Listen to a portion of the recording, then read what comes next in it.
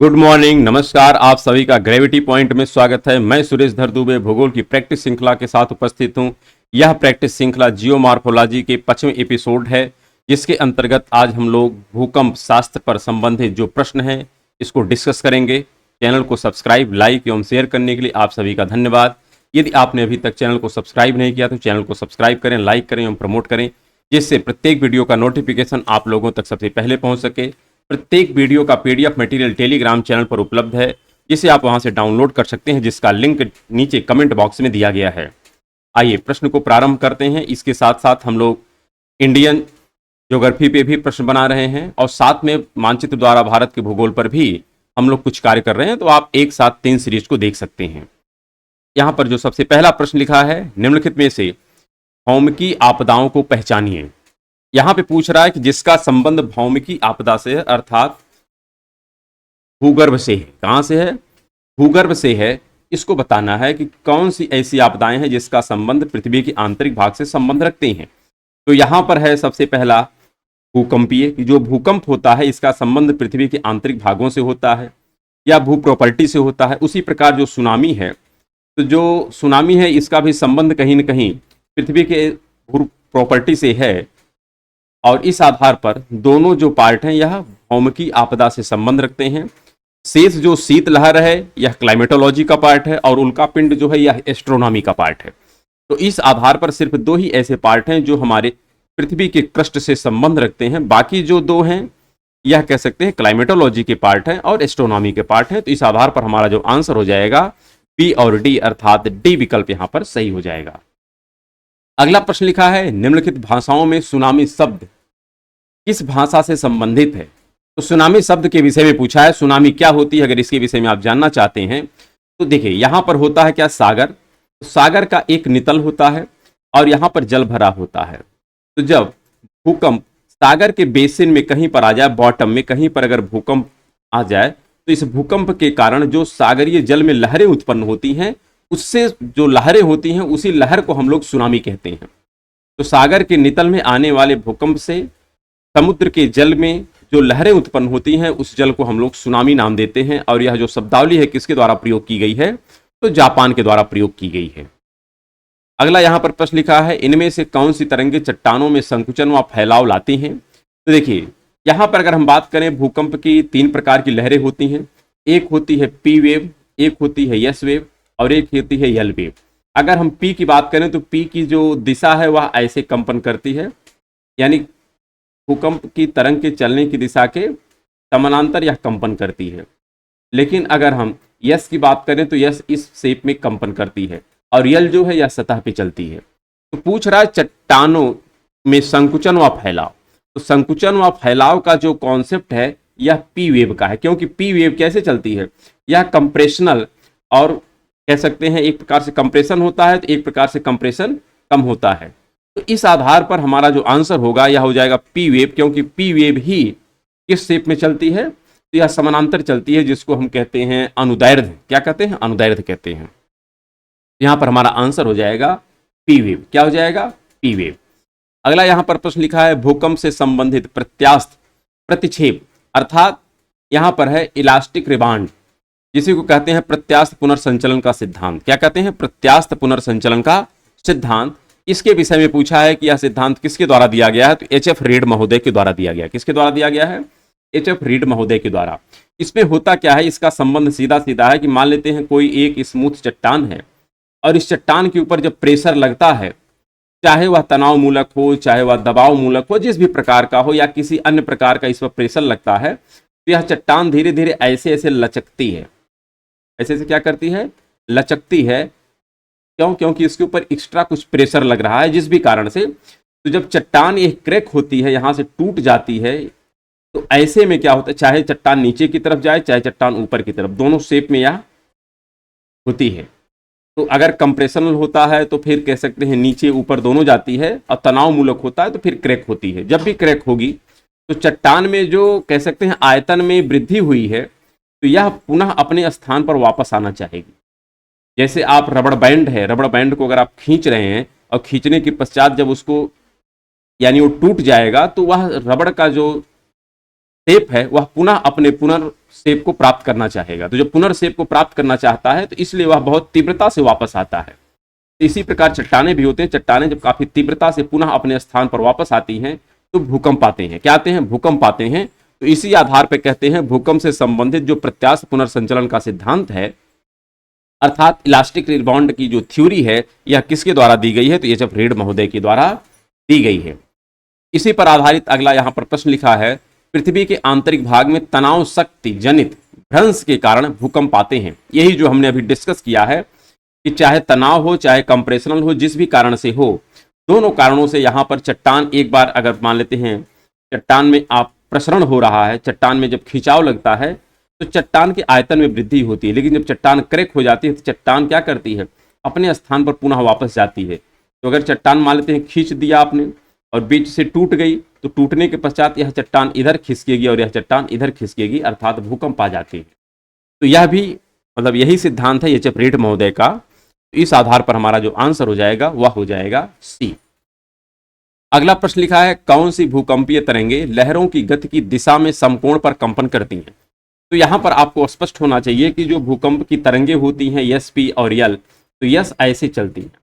ऐसे का तात्पर्य है कि अगर तरंग इस गति में चल रही है तो यहां पर कंपन देख रहे हैं आप, कंपन भूकंप के तरंग के चलने की दिशा के कैसे है? परपेंडिकुलर है। तो इसी को हम कहते हैं समकोण। क्या कह रहा है? समकोण। देख रहे हैं, समकोण पर कंपन करती है। तो अगर गति की दिशा इधर है तो कंपन की जो दिशा है यह गति की दिशा के परपेंडिकुलर है। और जबकि जो आपकी पी वेव होती है, या तो यस वेव की कंडीशन है, अगर पी की हम बात करें, पी अगर इस दिशा में चल रही है तो इसका जो कंपन होता है तरंग के चलने की दिशा के समानांतर होता है। इस प्रकार से यह चलती है और इसी को हम लोग कहते हैं अनुदैर्ध्य। ये क्या कहते हैं? इसको अनुदैर्ध्य कहते हैं और इसको अनुप्रस्थ कहते हैं। यह पी वेव है। कैसी वेव है? पी वेव है। तो यहां पर चूंकि प्रश्न के अनुसार हमको जवाब देना है कि समकोण पर बात कर रहा है, तो समकोण पर कौन चलती है? तो यस वेव चलती है। कौन सी चलती है? यस वेव चलती है, अर्थात हमारा आंसर हो जाएगा बी। अगला प्रश्न यहां पर लिखा है, नीचे दो कथन दिए गए हैं जिनमें से एक को अभिकथन ए और दूसरे को कारण आर के रूप में लेबल किया गया है। भूकंप लेखी द्वारा सैकड़ों झटके दर्ज किए गए हैं। फिर दूसरा लिख रहा है, भूकंप लेखी पृथ्वी के आंतरिक खंडों के रहस्यों को जानने में हमारी मदद करते हैं। तो हमने अभी तो डिस्कस नहीं किया, लेकिन पृथ्वी की आंतरिक संरचना के विषय में जानकारी हमको कई माध्यमों से मिलती है। उसी में हम लोग देखते हैं कि किस प्रकार से घनत्व पर आधारित सिद्धांत है, ताप पर आधारित सिद्धांत है, दाब पर आधारित सिद्धांत है। लेकिन उसी में एक सिद्धांत है जिसको हम कहते हैं सिस्मोलॉजी, भूकंप शास्त्र। लेकिन भूकंप शास्त्र का जो हमको आंकड़ा प्राप्त होता है यह सबसे एथेंटिक आंकड़ा है। तो इसी आधार पर कहा जाता है, क्योंकि भूकंप लेखी के द्वारा सैकड़ों झटके हमको दर्ज किए जाते हैं उस पर, और इसके माध्यम से हम पृथ्वी की आंतरिक संरचना को समझने में क्या करते हैं, हमको समझने में आसानी होती है। तो इस आधार पर कथन भी सही है, कारण भी सही है, और कारण कथन की व्याख्या भी कर रहा है, अर्थात हमारा आंसर हो जाएगा ए। क्या हो जाएगा? ए। अगला प्रश्न यहां पर लिखा है, 132 एडी मतलब ईसा पूर्व। ईसा पूर्व पहले की बात नहीं हो रही, मतलब एक होता है ईसा पूर्व, इसका मतलब है यह 132 एडी की बात है, ठीक है ना, के दौरान भूकंप के उत्केंद्र की दिशा का अनुमान लगाने और महसूस ना होने वाली तरंगों का पता लगाने के लिए उपयोग किए जाने वाले उपकरण को तैयार करने वाला पहला व्यक्ति कौन था? तो चेंग हैंग महोदय थे। कौन थे? चेंग हैंग महोदय थे। अर्थात यहां पर ध्यान रखिएगा कि बहुत से ऐसे भूकंप के झटके आते हैं जिसको हम महसूस नहीं कर पाते हैं, क्योंकि महसूस उसी को करते हैं जिसकी इंटेंसिटी ज्यादा होती है।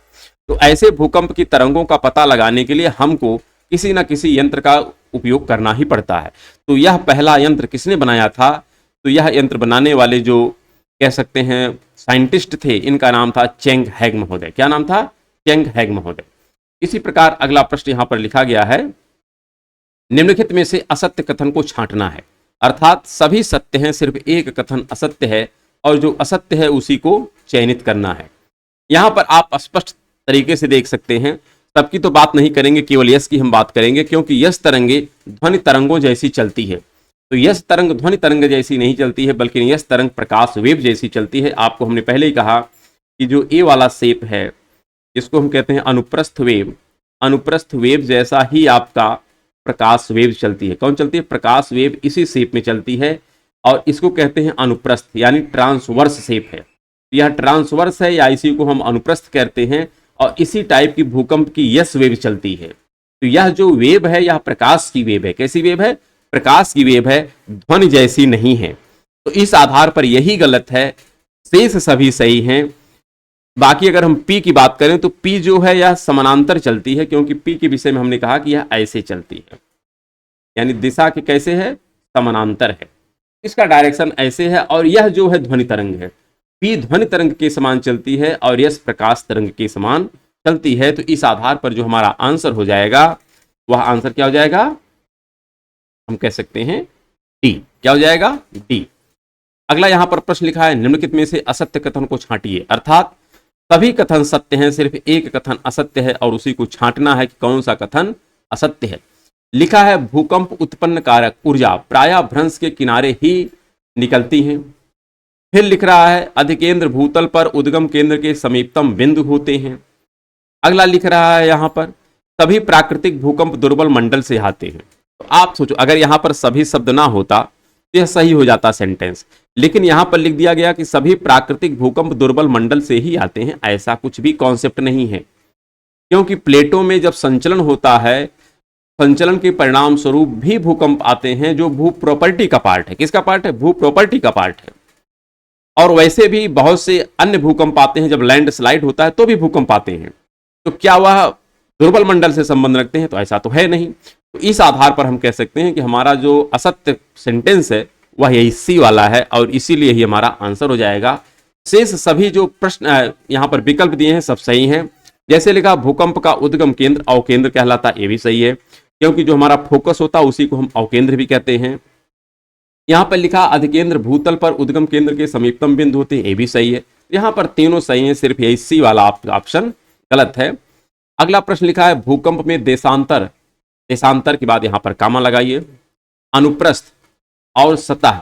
अर्थात यहाँ पर देशांतर का तात्पर्य है पी वेव, अनुप्रस्थ का तात्पर्य है यस वेव, और सतह का मतलब है यल वेव। तरंगे जहां से उत्पन्न होती हैं उसके विषय में आपसे प्रश्न पूछा है कि कहां से उत्पन्न होती हैं। तो क्या पृथ्वी के सतह पर केंद्र बिंदु से होती है? नहीं, ऐसा तो है नहीं। पृथ्वी के भीतर से होती है और केंद्र बिंदु से। केंद्र बिंदु का तात्पर्य है कि जहां पर भूकंप की उत्पत्ति होती है, जिसको कहते हैं भूकंप का मूल। तो भूकंप के मूल से होती है, अर्थात इसका आंसर हो जाएगा पी। क्या हो जाएगा? पी। अगला प्रश्न यहां पर लिखा है, सूची 1 को सूची 2 से सुमेलित करना है। जो शक्तिशाली टाइप के भूकंप होते हैं, इनकी जो तीव्रता होती है या 4.9 से लेकर के 5 रिक्टर स्केल होती है। जो विध्वंसक टाइप के भूकंप होते हैं, इनकी तीव्रता थोड़ा और ज्यादा होती है, 6.2 इंटेंसिटी के होते हैं। जो विनाशी टाइप के भूकंप होते हैं, इनकी कह सकते हैं 7 से लेकर के 7.8 होती है। और जो प्रलयकारी होते हैं, काफी ज्यादा विनाशकारी, इनकी इंटेंसिटी 8.1 रिक्टर स्केल होता है।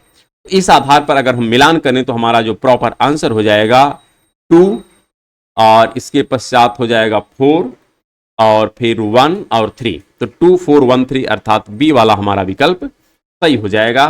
अगला प्रश्न यहां पर लिखा है, भूकंप के दौरान लहरों के ऊपरी भाग का वेग घनत्व में वृद्धि के साथ साथ, यहां पे कह रहा है कि जो लहरों का वेग है, अर्थात जो भूकंप की लहरें हैं, इसकी वेलोसिटी जो गति है यह डेंसिटी से कैसा संबंध रखता है, घनत्व से इसका कैसा संबंध, यही पूछ रहा है। तो घनत्व से वेलोसिटी का जो भूकंपीय तरंग है इसका कैसा संबंध है? तो सीधा संबंध है। इसीलिए हम कहते हैं कि जैसे जैसे पृथ्वी के सतह से केंद्र की तरफ जाते हैं, भूकंप की तरंग की गति जो होती है बढ़ती चली जाती है, क्योंकि डेंसिटी बढ़ती है। तो जैसे जैसे डेंसिटी बढ़ती है, वेलोसिटी भी बढ़ती चली जाती है, और इसी आधार पर हम कह सकते हैं कि वेलोसिटी का सीधा संबंध है किससे? डेंसिटी से। तो इस आधार पर हमारा आंसर हो जाएगा सी, क्योंकि बढ़ेगा। क्या होगा? बढ़ेगा। अगला प्रश्न लिखा है, अल्लाह बांध का निर्माण हुआ था। अल्लाह बांध गुजरात में है, और इसका जो मैन्युफैक्चरिंग, मतलब मैन्युफैक्चरिंग क्या एक प्रकार से प्रकृति प्रदत्त चीज हो गई है। यह कैसे बनी है? तो भूकंप के कारण कुछ ऐसे स्ट्रक्चर का फॉर्मेशन हुआ जिससे एक बांध बन गया है। तो इस आधार पर हमारा आंसर हो जाएगा ए। और कहां पर है? तो यह गुजरात में है। अगला प्रश्न यहां पर लिखा है, भूकंप की तीव्रता मापने के लिए हम किसका प्रयोग करते हैं? तो हमारे पास कह सकते हैं जो स्केल हैं, वहां पर मर्केली स्केल है, रिक्टर स्केल है। तो मर्केली स्केल एक प्रकार से देखा जाए अनुभव पर आधारित ज्यादा है, परिणाम पर आधारित है। परिणाम का तात्पर्य ये होता है कि जब घटना घटित हो जाती है, उस घटना को देख करके यह अनुमान लगाया जाता है कि यह भूकंप किस तीव्रता का होगा। लेकिन जो रिक्टर स्केल होता है, यह कह सकते हैं मात्रात्मक है, अर्थात यह पहले यह अनुमान लगाता है, अनुमान नहीं लगाता है, एक प्रकार से जिस तीव्रता का भूकंप है उस तीव्रता के आधार पर बताता है कि कितना विनाश हुआ होगा। तो डिफरेंस ये है कि रिक्टर जो है यह मात्रात्मक है और मर्केली जो है यह गुणात्मक है, अर्थात अनुभव पर आधारित है, और इसी के माध्यम से हम लोग भूकंप की तीव्रता का मापन करते हैं। बाकी तो अन्य विकल्प जो है इसका संबंध भूकंप से है ही नहीं है। तो इस आधार पर हमारा आंसर हो जाएगा ए। अगला प्रश्न लिखा है, एक भूकंप का भूकंपीय केंद्र स्थित होता है। तो भूकंप का जो भूकंपीय केंद्र होता है कहां पर स्थित होता है, तो इसके विषय में पूछ रहा है। तो आपको स्पष्ट होना चाहिए कि अधिकेंद्र के 90 डिग्री पर होता है। कहां होता है? अधिकेंद्र के 90 डिग्री पे। इसका तात्पर्य है कि अगर यह पृथ्वी है और यह पृथ्वी का एपी सेंटर है, तो एपी सेंटर पे अगर आप ऐसे सरफेस पे अगर आप ड्रॉ करें तो इसके 90 डिग्री पर, इसके 90 डिग्री पर जब आप आंतरिक भाग में जाते हैं तो यहीं पर कहीं पर फोकस होता है। अब जितनी भी गहराई पर हो कोई डिफरेंस नहीं है, लेकिन जहां भी होगा अधि केंद्र से उसका एंगल क्या बनेगा, तो 90 डिग्री का ही एंगल बनेगा। इस आधार पर जो हमारा प्रॉपर आंसर हो जाएगा वह हो जाएगा डी।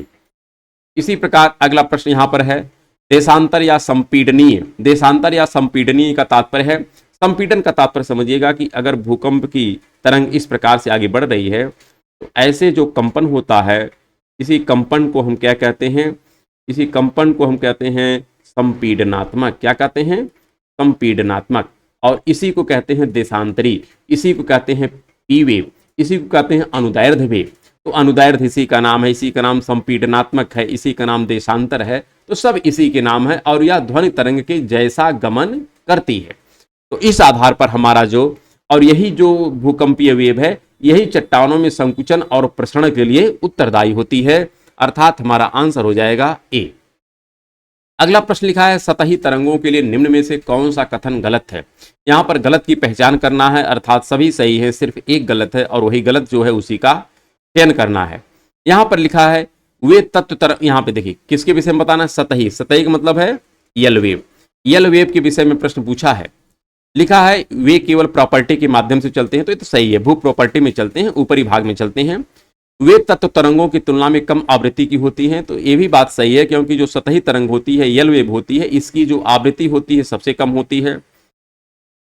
फिर लिखा है वे भूकंपीय मापी पर आसानी से पहचाने जा सकते हैं, तो कोई भी भूकंप की वेव हो तब पहचाने जा सकते हैं, उसमें कोई डाउट नहीं है। फिर लिखा है वे तत्व तरंगों से पहले आते हैं, तो ध्यान रखिएगा सबसे पहले जो वेव आती है सतह पर वह पी आती है, क्योंकि पी की गति सबसे ज्यादा होती है। तो सतह पर सबसे पहले या सिस्मोग्राफ पर सबसे पहले जिस वेव को हम लोग रिकॉर्ड करते हैं वह पी वेव होती है, क्योंकि गति सबसे ज्यादा है।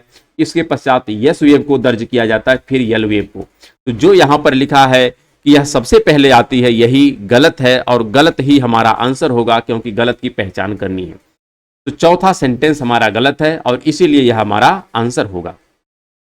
अगला प्रश्न लिखा है 1913 में किसने एक भूकंप की तरंगों का विश्लेषण कर पूरा पृथ्वी के केंद्र की त्रिज्या का निर्धारण किया है। तो यहां पर यह भी बात आपको स्पष्ट होना चाहिए कि जो भूकंप की तरंगे होती हैं, इन भूकंप की तरंगों की एक निश्चित गति होती है, और उस गति के आधार पर ही हम यह अनुमान लगा देते हैं कि एपी सेंटर से एंटीपोड तक पहुंचने में भूकंप की तरंग को कितना समय लगा, और उसी आधार पर हम कैलकुलेट कर लेते हैं कि पृथ्वी की त्रिज्या कितनी होगी। और इसका जो कैलकुलेशन करने वाले अगर हम बात करें वैज्ञानिक या साइंटिस्ट या भूगोलवेत्ता कौन थे, तो उनका नाम था बेनो गुटनबर्ग। क्या नाम था इनका? बेनो गुटनबर्ग ने इस प्रकार की संकल्पना का विश्लेषण किया था। अगला प्रश्न यहां पर लिखा है रिक्टर पैमाना। अब वही रिक्टर की बात हो गई कि भूकंप मापी के 3 पैमाने होते हैं, तो यहां पर रिक्टर जो पैमाना होता है या भूकंप की तीव्रता को मापने का सबसे सामान्य पैमाना होता है। इसमें प्रत्येक बिंदु किसका प्रतिनिधित्व करता है, तो यहां पर ध्यान रखना है कि जो रिक्टर स्केल होता है, रिक्टर स्केल में 2 पार्ट होता है, एक होता है एम्पलीट्यूड, एक होता है आयाम। तो 2 पार्ट होता है, एक होता है एम्पलीट्यूड, एक होता है आयाम। तो अगर रिक्टर स्केल मान लेते हैं, वैसे तो यह वर्टिकल शेप में होता है, फिर भी अगर मान लेते हैं यह 0 1 2 ऐसे अगर आगे बढ़ रहा है, और यह टोटल, यह ओपन एंडेड है। क्या है? ओपन एंडेड है। और अभी तक तो यह 10 तक बना है। कहाँ तक बना है? 10 तक बना है। यह लाइन कम ज़्यादा हो सकती है, आप इसका समझ लीजिएगा, 10 तक होता है, लेकिन यह ओपन एंडेड है। इसका तात्पर्य है कि अगर एक स्केल से दूसरे स्केल पर आप जाते हैं तो यहां पर एम्पलीट्यूड में जो वृद्धि होती है यह 10 टाइम की होती है, 10 गुना की वृद्धि होती है। किसमें? एम्पलीट्यूड में, आयाम में।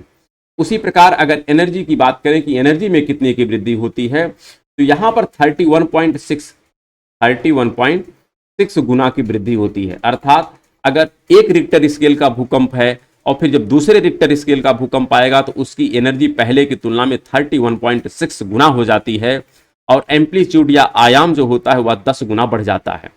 इसी प्रकार दूसरे से तीसरे पे आएगा तो फिर दूसरे की तुलना में 10 गुना बढ़ जाता है आयाम, और 31 या 32 गुना वैसे नॉर्मल मान चलिए, बहुत जगह इसको 32 मिलता है, तो 32 गुना बढ़ जाती है आपकी एनर्जी। तो यहां पर चूंकि जो प्रश्न है, इस प्रश्न के आधार पर हमको आंसर देना है। यहां पर सिर्फ एम्पलीट्यूड दिया गया है, तो एम्पलीट्यूड के आधार पर हमको जवाब देना है। मापे गए विस्तार में 10 गुना की वृद्धि होगी। विस्तार का तात्पर्य होता है कि जो ऐसे भूकंपीय वेव चलती हैं तो यहां पर आयाम ऐसे आपका कैलकुलेट किया जाता है। इस आधार पर इसका जो विस्तार है यह 10 गुना बढ़ जाता है।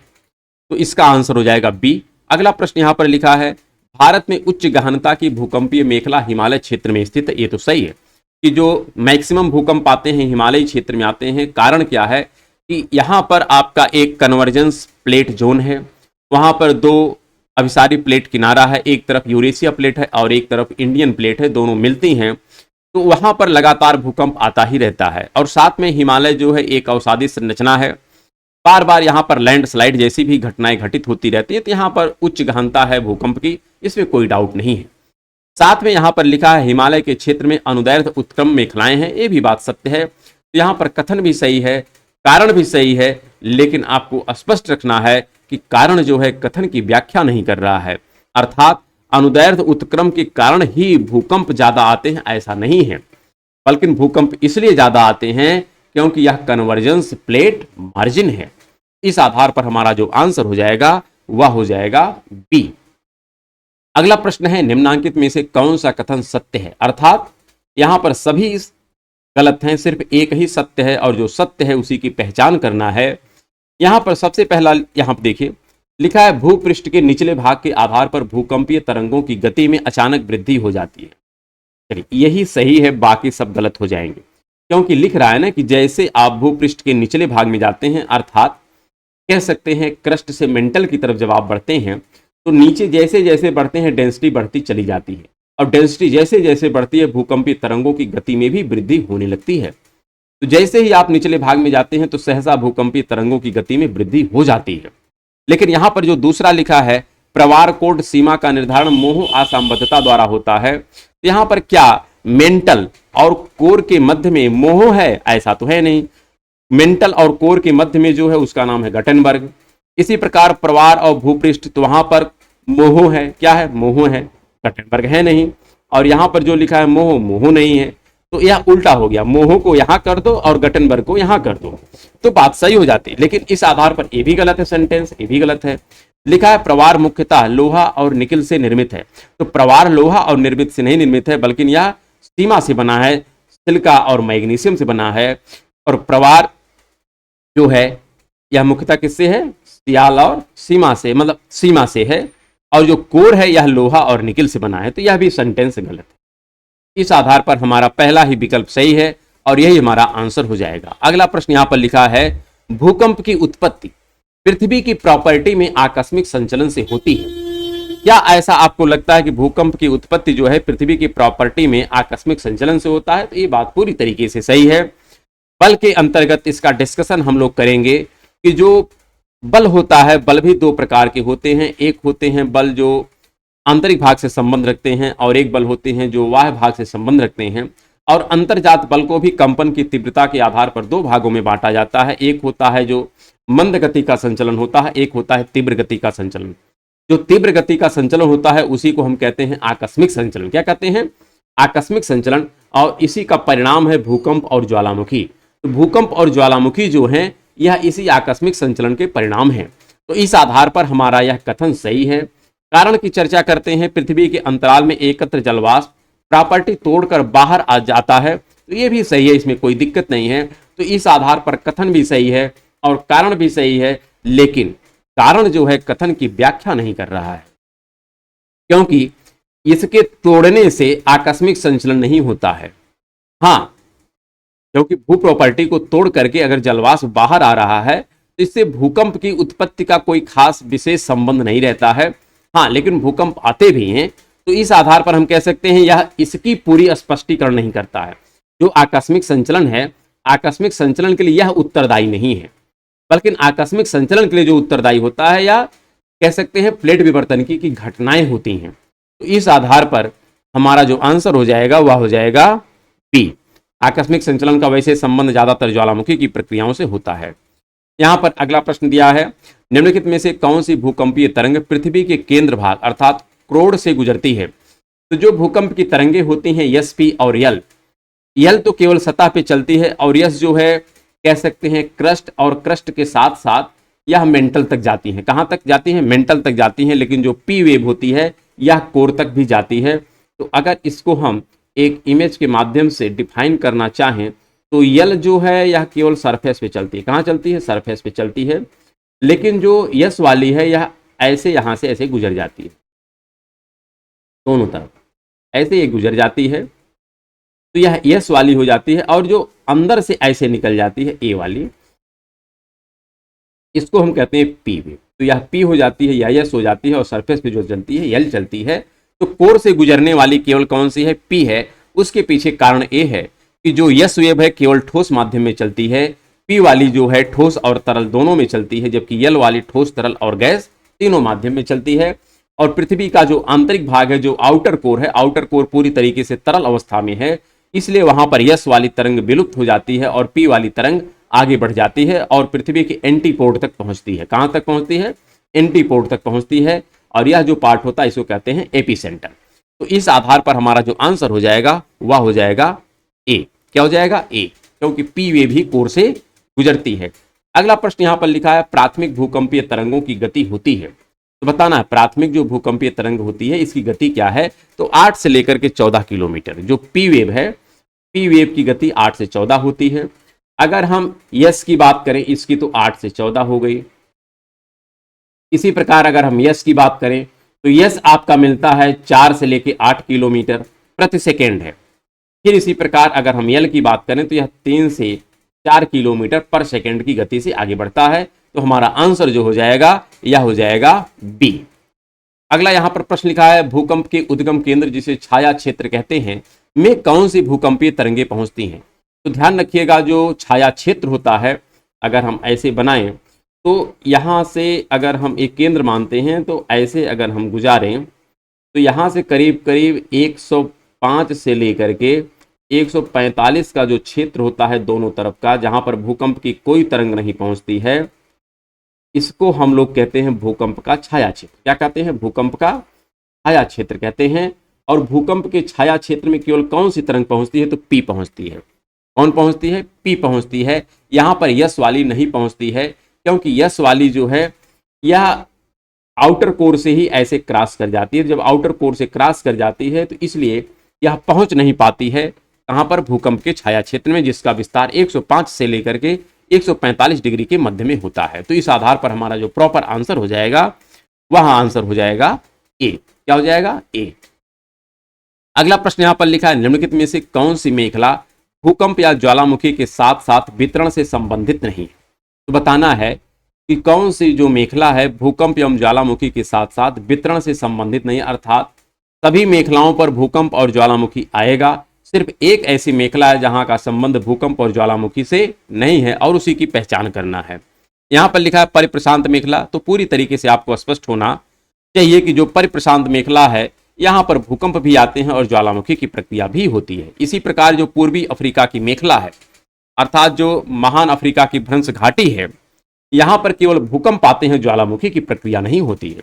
तो इस आधार पर यही सेंटेंस गलत है, क्योंकि इसका संबंध केवल भूकंप से है, ज्वालामुखी से नहीं है। और यही सेंटेंस गलत है और इसीलिए ही हमारा आंसर हो जाएगा। बाकी चाहे परिप्रशांत मेखला की बात करें, चाहे मध्य महाद्वीपीय मेखला की बात करें, चाहे मध्य अटलांटिक मेखला की बात करें, सब जगह भूकंप भी आते हैं और ज्वालामुखी की प्रक्रियाएं भी संपन्न होती हैं, और हमारा आंसर हो जाएगा बी। अगला प्रश्न है, सर्वाधिक भूकंप पृथ्वी के किस भाग में आते हैं? जो सर्वाधिक भूकंप है यहाँ पृथ्वी के किस भाग में आएंगे, तो आपको सीधा सीधा आंसर जानना है कि जो कह सकते हैं प्रशांत महासागर का पश्चिमी किनारा है, या एशिया का जो पूर्वी और कह सकते हैं साउथ ईस्ट एरिया है, वहां पर आता है। तो इस आधार पर जो हमारा प्रॉपर आंसर हो जाएगा वह हो जाएगा बी, जिसके अंतर्गत इंडोनेशिया है, मलेशिया है, फिलीपींस है। तो इन सब क्षेत्रों में ज़्यादातर भूकंप आते हैं, क्योंकि यहाँ पर प्रशांत महासागर और इंडियन प्लेट का अभिसारी प्लेट किनारा है। तो यहाँ पर भूकंप भी आते हैं और ज्वालामुखी की प्रक्रियाएं भी संचालित होती रहती हैं। अगला प्रश्न इसी प्रकार लिखा है, भूकंप कौन सा संचरण है? पूछ रहा है कि भूकंप किस प्रकार का संचरण है। तो हमने पहले ही स्पष्ट किया कि संचरण दो प्रकार के होते हैं, एक होता है आकस्मिक संचरण और एक होता है मंद गति का संचरण। आकस्मिक संचरण का ही जो नाम रखा जाता है उसी को कहते हैं तीव्र गति का संचरण। लेकिन जब आकस्मिक संचरण हमारे पास स्पष्ट रूप से विद्यमान है तो आकस्मिक संचरण ही आंसर लगाना है, ना कि तीव्र संचरण। तो आकस्मिक संचरण ही हमारा आंसर होगा। और जो मंद गति का संचरण है, जिसको हम पटल विरूपणी कहते हैं, तो मंद गति को पटल विरूपण के नाम से जाना जाता है और तीव्र संचरण को आकस्मिक संचरण के नाम से जाना जाता है। तो आंसर हमारा आकस्मिक संचरण होगा। अगला प्रश्न यहां पर लिखा, निम्नलिखित में सर्वाधिक भूकंप किस क्षेत्र में आते हैं? सर्वाधिक जो भूकंप आएंगे ये परिप्रशांत महासागरीय पेटी में आते हैं, क्योंकि महासागर जो प्रशांत महासागर है इसका दोनों किनारा अभिसारी किनारा है, और अभिसारी किनारा होने के कारण यहाँ पर भूकंप बहुत ज़्यादा आते हैं और ज्वालामुखी की भी प्रक्रियाएं बहुत ज़्यादा होती हैं। इसीलिए उसको कहते हैं परिप्रशांत अग्निवलय मेखला है, अर्थात फायर ऑफ रिंग कहते हैं इसी परिप्रशांत मेखला को। तो इस आधार पर हमारा आंसर हो जाएगा सी। अगला प्रश्न यहाँ पर लिखा है, भारतीय मौसम विभाग IMD के अनुसार भारत को कितने भूकंपीय अंचलों में बांटा गया है? तो वैसे प्रारंभ में जो भूकंपीय जोन भारत में थे ये टोटल 5 थे, लेकिन कालक्रम में पहले और दूसरे को मिला करके एक जोन बना दिया गया, पहले और दूसरे को मिला करके एक जोन बना दिया गया, और फिर एक जोन हो गया आपका तीसरा, एक जोन हो गया चौथा, और एक जोन हो गया 5वां। पहले जो था इनको अलग अलग रखा गया था। तो अब हमारा सीरियल 1, 2, 3 और 4, पहले में हमारे 1 और 2 को एक साथ इंक्लूड कर दिया गया। इसके पीछे कारण ये था कि जो सबसे कम लेवल का भूकंपीय सिस्मोग्राफ वाला था, वहां पर भूकंप इतना मंद गति का था कि उसका कोई इफेक्ट हमको देखने को मिलता ही नहीं था, इसलिए पहले दूसरे को सम्मिलित कर दिया गया। तो इस आधार पर हमारा जो आंसर हो जाएगा वह हो जाएगा ए। अगला प्रश्न लिखा है, सुनामी लहरें अधिक सक्रिय रहती हैं। तो सुनामी लहरें जो सक्रिय होती हैं, वैसे तो हर महासागर के नितल से ही इसकी शुरुआत होती है। जब किसी भी महासागर के नितल में भूकंप आता है तो उस भूकंप के परिणाम स्वरूप सागर के जल में जो लहरें उत्पन्न होती हैं उसी को हम सुनामी कहते हैं। लेकिन इसका ज़्यादातर जो इम्पैक्ट हमको देखने को मिलता है प्रशांत महासागर का जो पश्चिमी किनारा है, अर्थात एशिया का जो पूर्वी किनारा है, यहाँ पर सबसे ज़्यादा सुनामी लहरें देखने को मिलती हैं। जो जापान, फिलीपींस, ताइवान और हमारे इंडोनेशिया का पार्ट है, वहाँ पर इसका प्रभाव ज़्यादा देखने को मिलता है। तो कह सकते हैं यह प्रशांत महासागर का पश्चिमी किनारा है और यूरेशिया का यह पूर्वी किनारा है। तो इस आधार पर हमारा जो आंसर हो जाएगा वह आंसर क्या हो जाएगा यहाँ पर? तो हो जाएगा डी, पश्चिमी प्रशांत महासागर। अगला प्रश्न यहाँ पर लिखा है, निम्नांकित नगरों को संभावित भूकंपीय तीव्रता के आधार पर अवरोही क्रम में व्यवस्थित करना है। यहाँ पर बताना है अवरोही क्रम में, अर्थात बढ़ते हुए क्रम में। आरोही है, आरोही मतलब बढ़ते हुए क्रम, असेंडिंग आर्डर में है कि सबसे कम भूकंप जो आएगा वो पहले लिखा जाएगा, और जहां पर भूकंप सबसे तीव्र आएगा उसको सबसे लास्ट में लिखा जाएगा। तो सबसे कम जो भूकंप आता है प्रायद्वीपीय भारत का जो मध्य वाला भाग है वहां पर भूकंप सबसे कम आते हैं, इसलिए हैदराबाद में भूकंप सबसे कम आएगा। उसके पश्चात भूकंप की तीव्रता जो आएगी वो चेन्नई में होगी। लेकिन जैसे जैसे आप उत्तर भारत की तरफ बढ़ेंगे, हिमालय की तरफ बढ़ेंगे, यहाँ पर भूकंप की तीव्रता बढ़ती जाती है। तो इस आधार पर लखनऊ तीसरे नंबर पर आएगा और दिल्ली एक प्रकार से हिमालयी क्षेत्र के ही दायरे में आता है। तो यहाँ पर भूकंप सबसे तीव्र आता है। तो इस आधार पर हमारा आंसर हो जाएगा B C D A, B C D A, अर्थात ए वाला विकल्प हमारा सही हो जाएगा। और इस आधार पर इस प्रश्न का उत्तर हो गया ए। और इसी के साथ आज का जो जियोमॉर्फोलॉजी का 5वां एपिसोड है इसको हम लोग समाप्त करते हैं। कल हम लोग पुनः एक नए एपिसोड में मिलते हैं। तब तक के लिए नमस्कार, धन्यवाद।